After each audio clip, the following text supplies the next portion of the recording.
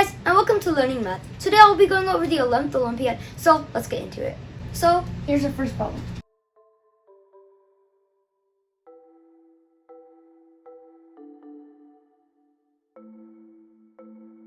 So as the question says, the 1, I'll just write it in I because that's Roman numerals, is before the 3, and it's after the 4, which is IV.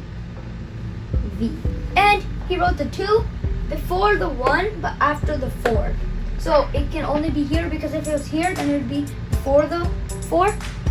So we can write 2 or just 2 lines over here. And the 5 has to be after the 2 but before the 3. So it can be either here or here. But the next line says that it cannot be third. You can see, it cannot be third, but it can be 4. So if it can be 4, that means V has to go here. So it can be 4th place. 1, 2, 3, and 4. So it's 4th place. And the question asks for this order. So this should be our answer. The second problem says, in the multiplication problem at the right, each blank space represents missing digits. Find the product. And the multiplication problem is right here. 4 blank blank multiplied by blank 7 is equal to, and then so on. Okay, so 7 multiplied by a number is equal to the unit digit of 2. So I just wrote down the multiples of 7 that until 9. So here, let's just underline the units digit. And we see here it has to equal to 2. So which one equals to 2? I can see this one. Let's check for any other. Nope, there's no other. So, and what does this multiply to? 6. So that means this number has to be equal to 6. Now if this is 6 and you multiply this, then it has to be a carry forward of 4. So just write 4 above that and then just like do a line so you can figure out that's carried forward. Now 7 multiplied by a number plus 4 is equal to 8. So basically what we can do is 8 minus 4, which is 4, and check any number that ends with a 4. Nope, nope, nope, nope, nope, nope, nope. And finally, yes, it's this one with a 2 multiplied to it. So 2, and we can even test this out. 7 multiplied by 2 is 14. 14 plus 4 is 8, which is here. Okay, now we have 1 carry forward because 18 has 1 in the tens place. Now 7 multiplied by 4 is 28. 28 plus 1 is 29. So we got this found out. And we can plug in this right here because there's nothing adding to it. And we have to find the product. So product is the bottom. So now we have to check some number multiplied by 4 is equal to 12. So 4 times 1 is equal to 4. 4 times 2 is equal to 8. 4 times 3 is equal to 12, which is 12, which we want. So this can be 37. Let's try other possibilities. 4 times 4, 16. 4 times, and it doesn't work. Okay, so now that we know this is 3, let's just plug in. 3 multiplied by 6 is equal to 8, with 1 carry forward, which means 18. So let's erase this 4, write a 1. Now 3 multiplied by 2 is 6, 1 carry forward, 7. And 3 multiplied by 4 is equal to 12, so we get this. Now we can just add these two and we find out our product. So 8 plus 8 is 16, so 6 right here, 1 carry forward. 9 plus 7 is 16, so, but we had to carry forward, so 7. And 1 carry forward again because there was 17, so 1, and this is 5. And no carry forward here, so our answer should be 1, 5, 7, 6, 2. The third problem says, Glenn, Harry, and Kim each have different favorite sports among tennis, baseball, and soccer. Glenn does not like baseball or soccer. Harry does not like baseball. Name the favorite sport of each person. So, as the question says, Glenn does not like baseball or soccer. So what we can do on this chart, we can cross out baseball and soccer. And Harry does not like baseball. So we can cross out baseball from here. And what's remaining for Glenn? Tennis. So this is a check. And the rest are crossed because this sport is already taken.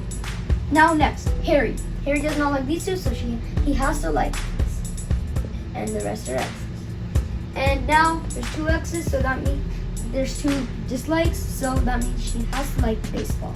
So that means Glenn likes tennis, Harry likes soccer, and Kim likes baseball. The 4th problem says, an acute angle is an angle whose measure is between 0 and 90 degrees. Using the rays in the diagram, how many different acute angles can be formed? And the diagram is right over here. So first, let's name every single ray. So this ray, let's aim as A, B, C, D, and E. So the first angle, that's acute. All of these are acute. Even if you take the biggest one, it's acute. So let's take the small ones, like with 2 rays formed that are the closest to each other. So first, A and B.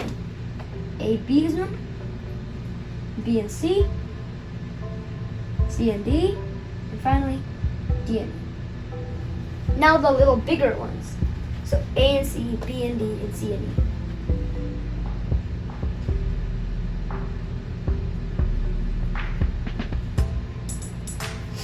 Now the ones that are this big. So just 2, which A and D, and B and E. So A and D, B and E. And finally, the biggest one, A and E. Now we can check if there's any duplicates, which there aren't. You can check right here. If you switch the order, there's still no duplicates. And now we have to count how many that there are. So 1, 2, 3, 4, 5, 6, 7, 8, 9, 10. And they're all acute, so that means 10 should be our answer. The 5th problem says 13 plums weigh as much as 2 apples and 1 pear. 4 plums and 1 apple have the same weight as 1 pear. How many plums have the weight of 1 pear? So, as the question says, 13 plums is balanced to 2 apples plus 1 pear. And 4 plums plus 1 apple is equal to 1 pear. How many plums have the weight of 1 pear? Okay, so if we have what 1 pear is equal to, why don't we replace 1 pear from right here as this? So what we can do is 13 plums is equal to 2 apples plus 4 plums plus 1 apple.